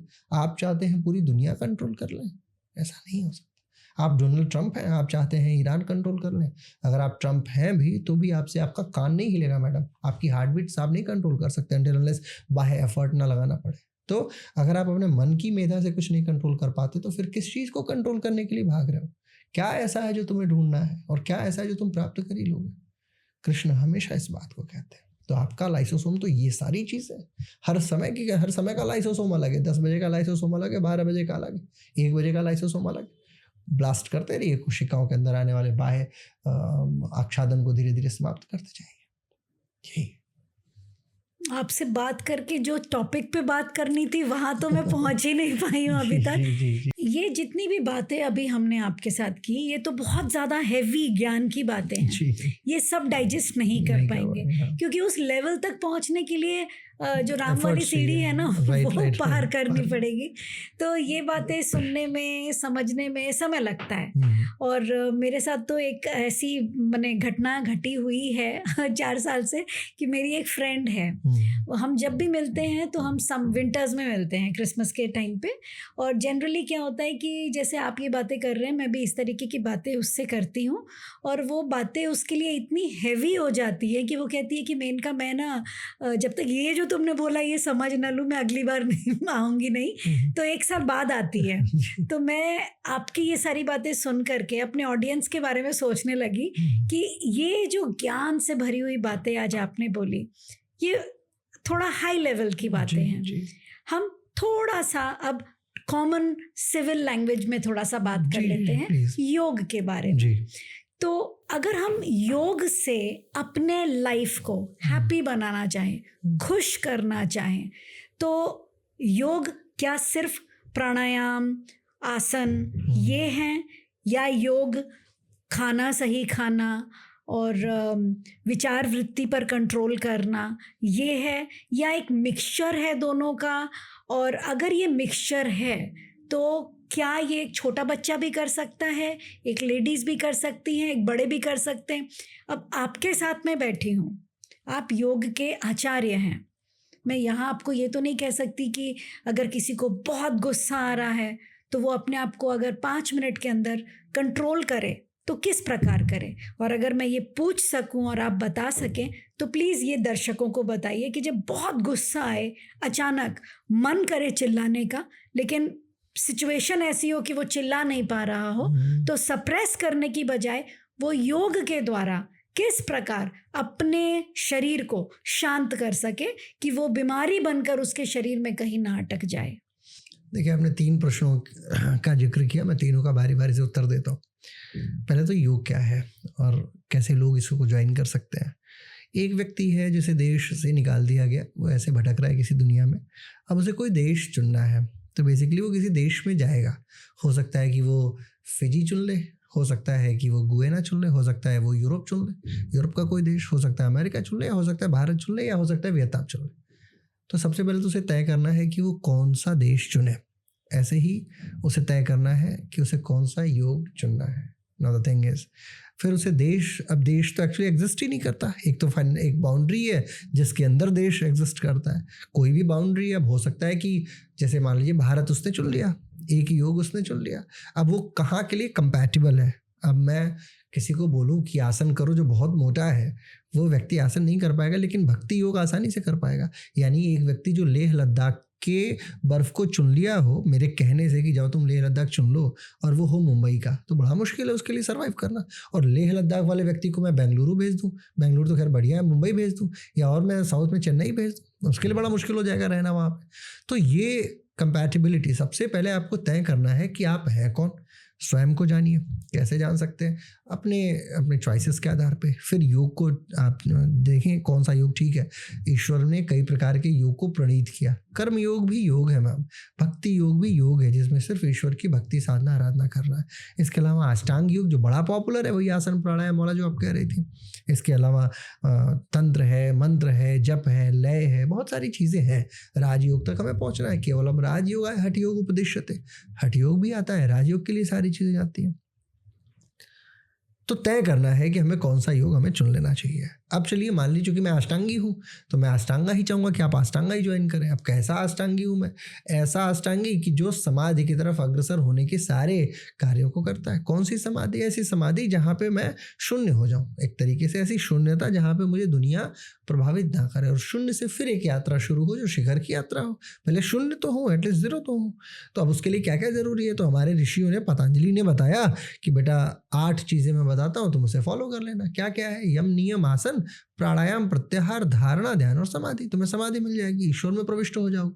तो यदि कोई लेमैन है जिसे योग जानना है, तो सबसे पहले वो योग में आए और यम फॉलो करे। महात्मा गांधी ब्रिस्टल की यात्रा से, ब्रिस्टल से जा रहे थे साउथ अफ्रीका, कहीं एक यात्रा पे थे, जहाज में बैठे हुए थे, हिंद स्वराज पुस्तक लिख ही रहे थे, तो उनकी मुलाकात एक दार्शनिक से हुई उसी जहाज में। अफ्रीका जा रहे थे वो। ये कहानी है तकरीबन 1893 की बात है ये। तो पूछा कि मैं क्या करूं ऐसा कि मैं पूरे देश में प्रसिद्ध हो जाऊं, मुझे कोई एक दर्शन बताओ। जहाज में पूछा तो उन्होंने बताया कि भाई योग को तुम आत्मसात कर लो, अगर कर सकते हो तो कर लो। बोले क्यों, कठिन है क्या योग करना? मैं तो करता ही हूँ, मैं तो फिट हूँ बिल्कुल। तो बोले तुमसे एक चीज़ जीवन पर्यंत नहीं होगी गांधी। और वो बोल के वो व्यक्ति चले गया। गांधी जी ने लिखा, स्वराज में लिखा है कि मैं जीवन पर्यंत योग के एक हिस्से, यम के पहले हिस्से, अष्टांग योग में 8 योग है, यम, नियम, आसन, प्राणायाम, प्रत्याहार, धारणा, ध्यान, समाधि। उसका पहला हिस्सा है यम। यम का भी 5 हिस्सा है, अहिंसा, सत्य, आस्तेय, ब्रह्मचर्य, परिग्रह। तो महात्मा गांधी ने जीवन पर्यंत योग के, अष्टांग योग के यम के पहले हिस्से अहिंसा को फॉलो किया। और जब मरना था तो आप बखूबी जानती है कि हिंसा ही उन्हें ले गई, हिंसक वृत्ति से ही मारे गए थे। तो योग कठिन बहुत है, बहुत ज़्यादा डिफिकल्ट है, बहुत डेंजरस है। अगर इसके मार्ग को आप बहुत तरीके से फॉलो करने लग जाए, आप एक दिन अहिंसक होकर रहिए, देखिए आज मैं हिंसा नहीं करूँगी। कैसी होती है हिंसा? मनसा वाचा कर्मणा। न मन से मैं हिंसा करूँगी, ना वाचिक तौर पर करूँगी, ना कार्मिक तौर पर करूँगी। ठीक है, अगले दिन सत्य का प्रयास कीजिए। ऐसे धीरे धीरे धीरे धीरे आगे बढ़ते चलते चले जाइए। योग में आ गए आप। फिर आती है बारी आसन की। आसन क्यों जरूरी है? ताकि प्राणायाम कर सकें, आप बैठ सकें, ध्यान कर सकें आप 2-3 घंटे। शरीर पुष्ट ही नहीं रहेगी, कमर में दर्द होएगा, पेट आपसे ज़्यादा बाहर निकला हुआ, तो फिर कैसे आप आगे बढ़ पाइएगा जीवन में? तो ऐसे में आसन बहुत ज़रूरी है, इसलिए आसन बताया गया। तो हमें योग इस तरीके से स्वीकार करना है, ना कि फिजिकल फिटनेस के फॉर्म में। हम योग को कंपेयर किससे करते हैं? जुम्बा के साथ में। हम योग कंपेयर किससे करते हैं? जिम के साथ में। नहीं, मैं तो जिम कर लूँ, योग कर लूँगा। योग और जिम की कोई कंपेरेबिलिटी नहीं है। इनफैक्ट योग की तो कंपेरेबिलिटी फिलॉसफी के साथ में भी नहीं है। You can not compare philosophy in yoga, है ना, कि ये योग है और ये philosophy. No, not at all, ये है ही नहीं। फिलॉसफी और योग बहुत अलग अलग चीज़ है। फिर बात आती है कि हम ध्यान की तरफ आगे बढ़ते हैं, मेडिटेशन की तरफ आगे बढ़ते हैं। मेडिटेशन किसे ज़रूरी है आप समझिए, नीड समझिए किसकी। मैं आपको बोलूँ कि इस समय आप 1 दर्जन केले खा जाइए, भूख ही नहीं है तो क्यों खाएंगे आप? मेडिटेशन की नीड को समझिए। नीड किसे है? ऐसे व्यक्ति को जो एक साथ में 1000 फाइलें अपने दिमाग में खोले हुए है। आप सोचिए, आपके पास फ़ोन है, आपके फ़ोन में यदि मैं 100 एप्लीकेशन एक बार खोल दूँ तो 101वें एप्लीकेशन को ओपन करने में वो स्लो चलेगा, प्रोसेसर स्लो हो जाएगा। फिर आप क्या करेंगी? ओपन करके पहले धीरे-धीरे उसके सारे एप्लीकेशंस को उड़ाएँगी, बंद करेंगी, ताकि उसके जो रैम है, यानी जो राम जी हैं उसके, वो एटलीस्ट आनंदित हों, फिर जाके बाकी एप्लीकेशंस फिर रफ्तार में कार्य करेगा। हम अपने जीवन में क्यों नहीं ऐसा कर पाते हैं? हम अपने लाइफ से क्यों नहीं धीरे-धीरे चीज़ें निकाल पाते हैं? एक-एक फाइल्स को क्लोज़ कीजिए। Unnecessarily why should open any files, है ना? मैं आज पता करूँ कि अच्छा मेरी बुआ की भतीजी की बेटी का क्या हुआ, अब उसकी फाइल मैंने ओपन कर ली, फिर उसकी ओपन कर ली, 50 लोगों से मैं बात। अपने आप को कंपैक्ट कीजिए। कोशिका सिद्धांत ये कहता है कि नाभिक के अंदर तकरीबन 90% वजन होता है। न्यूक्लियस बनिए, या तो पिंड है तथा ब्रह्मांड। जब आप ब्रह्मांड बनना चाहते हैं तो पिंड बनिए सबसे पहले। अननेसेसरली चीज़ों में इन्वॉल्व होना बंद कीजिए। लेमैन की तरीके से अपने आप को क्लोज कीजिए। चाहे ऑफिस में रहें, आप ऑफिस में हैं, गॉसिप्स में हैं, इनसे हैं, उनसे हैं, फलाने की बात, ढिकाने की बात, अननेसेसरी क्यों इन्वॉल्व होना है बाबा? अपने काम पे फोकस करो, अपना कार्य करो, अपने आप को जितना हो सकता है अपना बेस्ट दो। फिर देखिए आप योगी हैं। और उस समय हमारे योग ने कहा, योग में कहा गया कि सिद्ध सिद्धियों समो भूत्वा समत्वम योग उच्यते।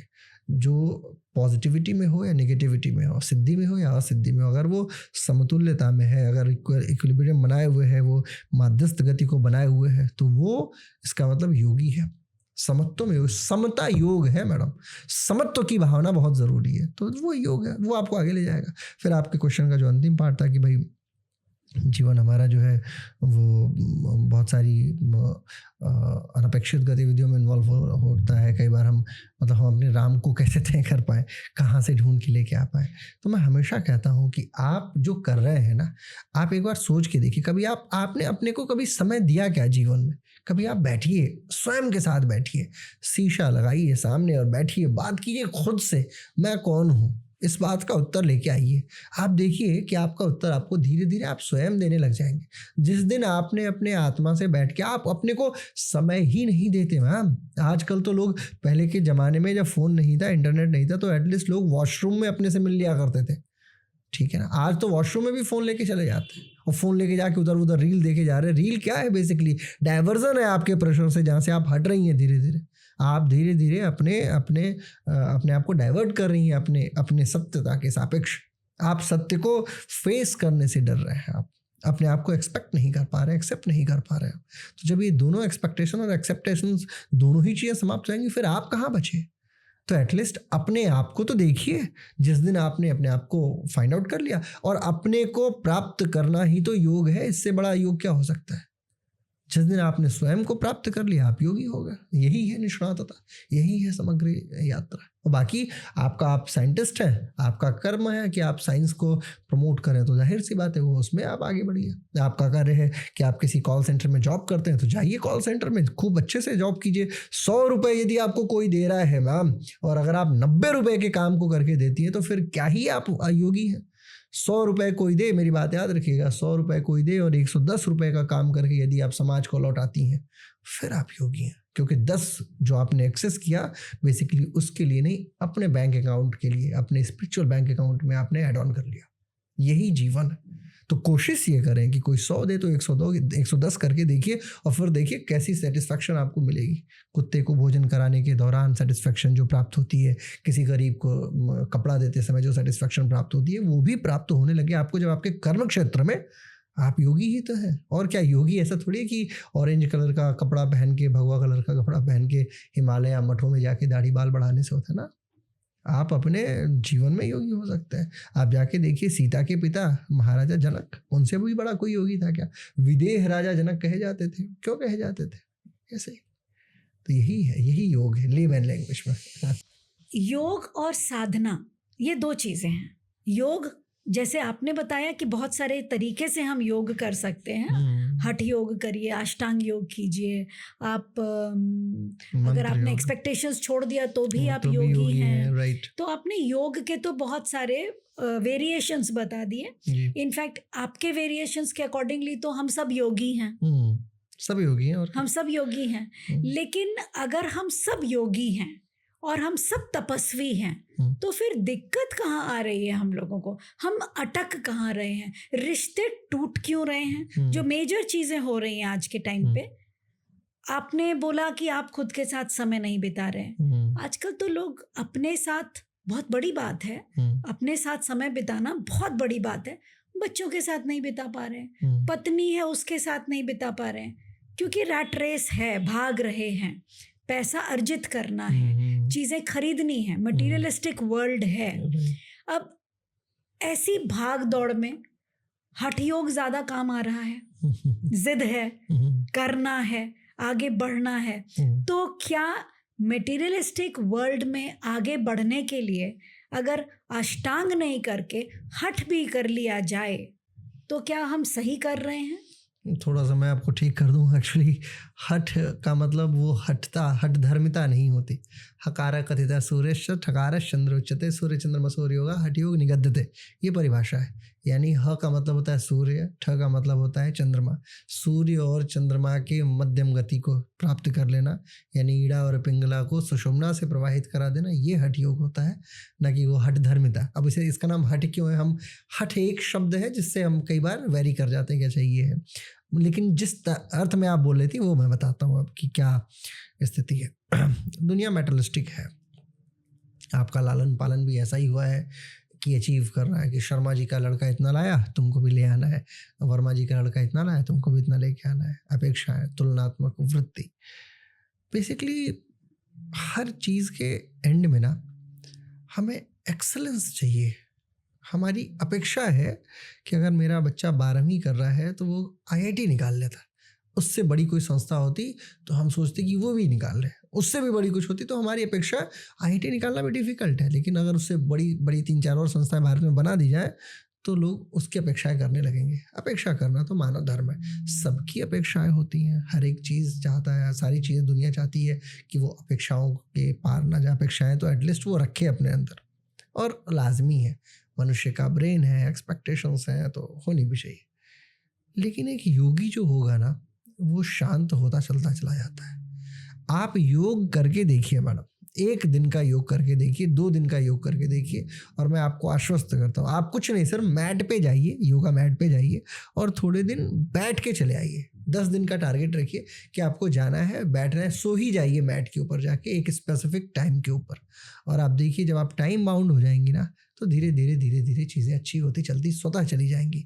अच्छा, एक बात बताता हूँ, जब भी आप कुछ अच्छा करने जाएंगी इस दुनिया में तो बाधाएं सबसे पहले आपके विल पावर को आती हैं टेस्ट करने के लिए। बाधाएं, जो इन बाधाओं को पार कर गया, हर व्यक्ति जो बहुत बड़ा व्यक्ति रहा है उसके सामने बहुत बड़ी बड़ी बाधाएं आती रही हैं। APJ अब्दुल कलाम पहुँचे देहरादून, केरला से आया हुआ एक नया लड़का जो जाता है पेपर देने के लिए, पेपर अच्छा हो नहीं पाता है, शिवानंदा आश्रम के पहाड़ी पे पहुँचता है और सोचता है कि जंप लगा दो। गुरुजी, शिवानंदा गुरुजी देखते हैं और बोलते हैं कि आओ इधर मेरे पास, और उसे जो योग बताते हैं, ये नहीं कहते हैं कि आओ तुम भी मेरी तरह आसन प्राणायाम करो। वो व्यक्ति जो बहुत लंबे समय तक मलेशिया में बतौर डॉक्टर कार्य किया हो, वो अब शिवानंदा है और वो ये कह रहा है एक नए व्यक्ति को कि तुम ऐसा नहीं ऐसा करो। वो चाहते तो कहते कि आओ तुम योग करो, आसन करो, प्राणायाम करो, ठीक हो जाओगे ना। उन्होंने बोला कलाम आओ यहाँ बैठो, शांति से थोड़े समय बैठो, समय दो। समय को भी समय की आवश्यकता होती है मैडम, ये बात याद रखिए। अगर आप अपने आप को समय नहीं दे पाती हैं, पत्नी को समय नहीं दे पाती, बच्चे को नहीं समय दे पाती, तो एटलीस्ट समय को तो समय दीजिए। जिस समय को आप जी रही हैं एटलीस्ट उसमें तो पूरा जिंदा रहिए, खुद को तो जीवित रखिए। होता क्या है, इस रैट रेस की जो बात कर रही है उसमें व्यक्ति अपना समय जो जाया कर रहा है वो तो कर ही रहा है, लेकिन वो किस चीज़ के लिए जाया कर रहा है, उसका कारक यदि सिर्फ मुद्रा है तो वो समय को भी समय नहीं दे रहा है, तो वो वेस्ट कर रहा है, टाइम के ऊपर टाइम वेस्टेज है, यानी अननेसेसरली इन्वॉल्वमेंट है। करना क्या है, कैसे इसको ठीक कर सकते हैं? आपको सबसे पहले अपने अपने सत्ता को पहचानना होगा। आप कौन है, मैं कौन हूँ, इस बात का उत्तर ले आइए। हु एम आई, इस बात का आप लोग भी पॉडकास्ट को रोक के कोशिश करें, इस बात का उत्तर लिखें 200-400 शब्दों में, मैं कौन हूँ, हु एम आई। जब आप ये उत्तर लिखेंगे मैं कौन हूँ, तो आप ये जानेंगे कि क्या मैं एक चेतना हूँ, क्या मैं एक आत्मा हूँ, क्या मैं एक नाम हूँ, क्या मेरे नाम के बाद लगने वाला सरनेम मैं हूँ, क्या मेरी एक आइडेंटिटी है, इधर इधर इधर एंड ऑफ द पॉइंट आप पाएंगे कि आप भी एक स्पार्क ही हैं। ये बात याद रखिए कि हम पीते हैं तो पानी पानी, और जब शिव जी के ऊपर चढ़ाते हैं तो पानी जल। सिंपल थियरी, पानी वही है। तो बात सच्चाई है। हो सकता है कि आप इस समय के लिए आप गलत हो, लेकिन अगले ही पल के लिए बहुत अच्छे भी हो।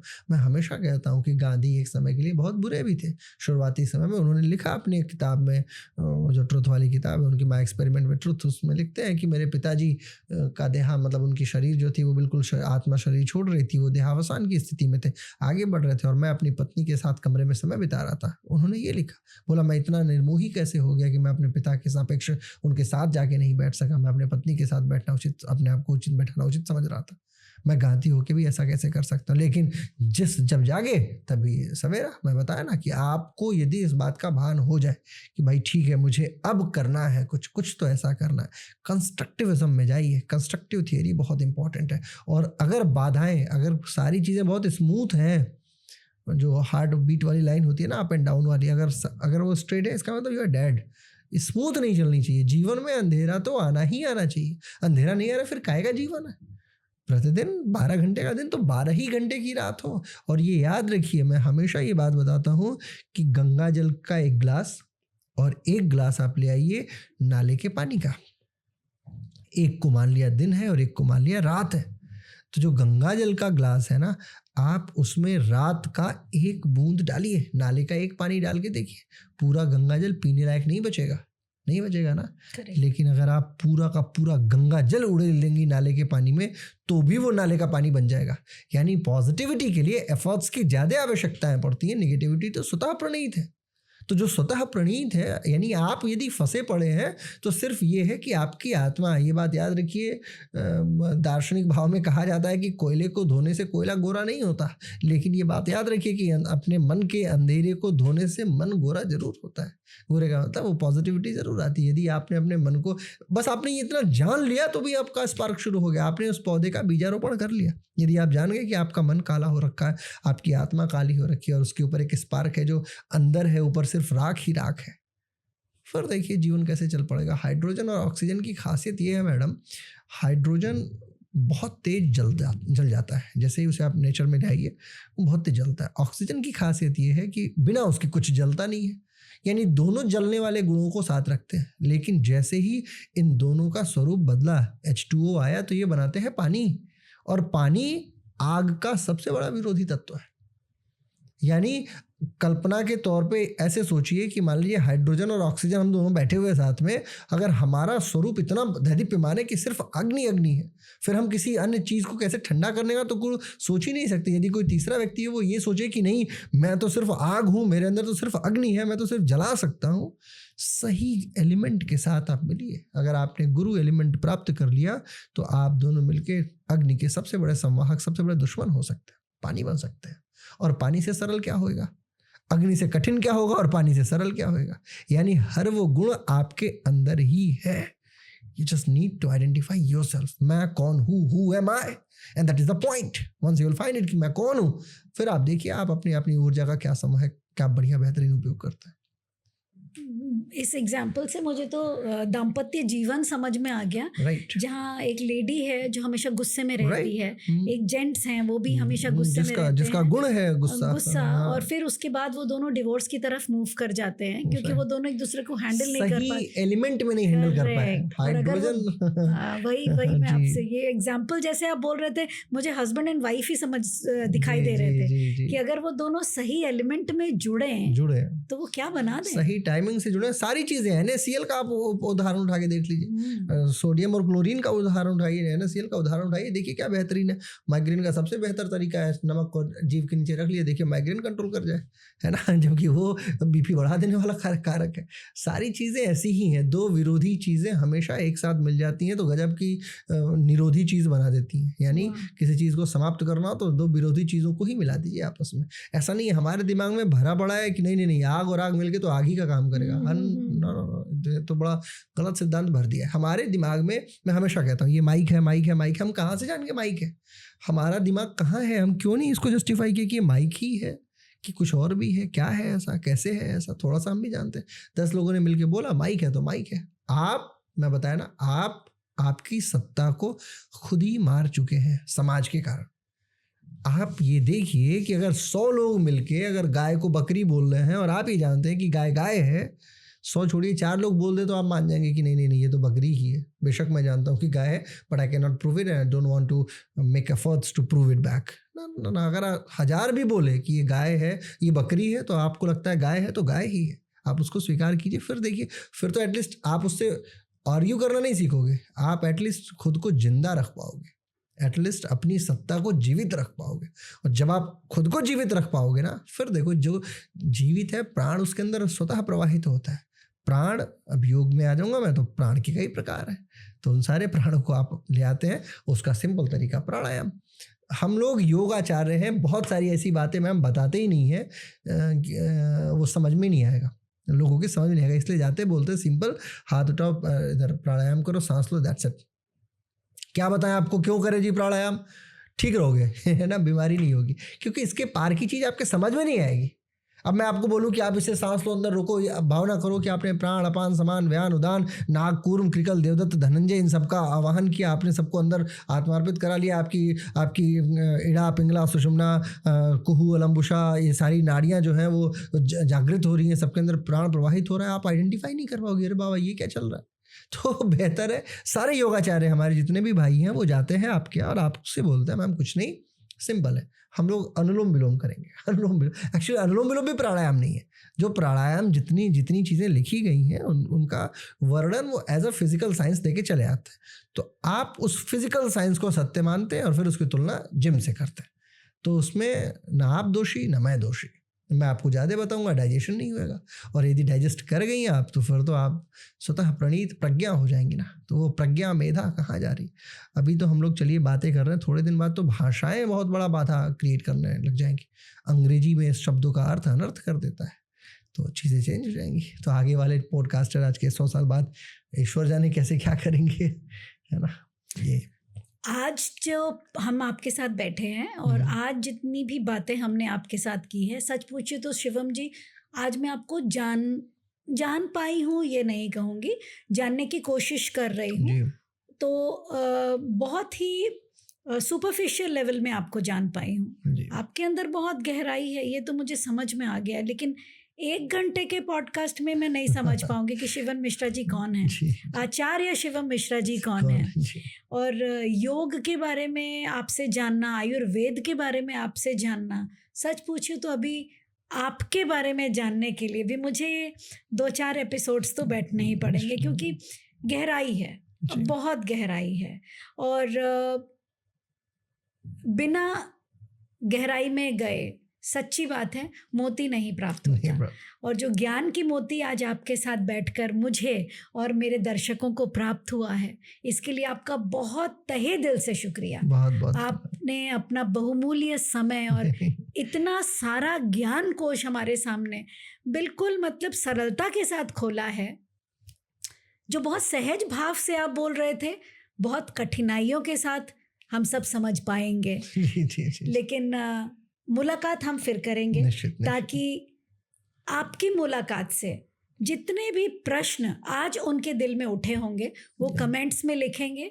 और जब आप कमेंट्स में लिखें, अगर आपको कुछ भी ऐसी बात जो नहीं समझ में आ रही है, आप प्लीज़ उसे लिखिए, क्योंकि मैं जानती हूँ आचार्य जी के पास आपके सभी प्रश्नों के उत्तर होंगे, क्योंकि मैं यहाँ पे हतबत बैठी हूँ। मैं अभी प्रश्न पूछने जाती हूँ कि मेरे एक ही प्रश्न से वो 3 प्रश्नों में विभाजित हो जाते हैं। तो आपका बहुत बहुत धन्यवाद। Thank you very much for coming. Thank you.